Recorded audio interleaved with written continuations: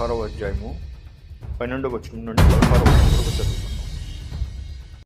అతడు అడవి గాడిద వంటి మనుష్యుడు.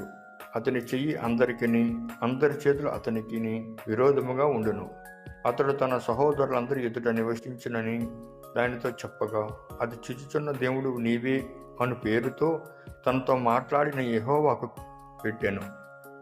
ఏలయనగా నన్ను చూచిన వాని నేనెక్కడే చూచితిని గదా అని అనుకునేను. అందుచేత ఆ నీటి బుక్కకు బెయర్ లహోయి పేరు పెట్టబడిన. అది కాదేశునకు బెరేదుకును మధ్యనున్నది.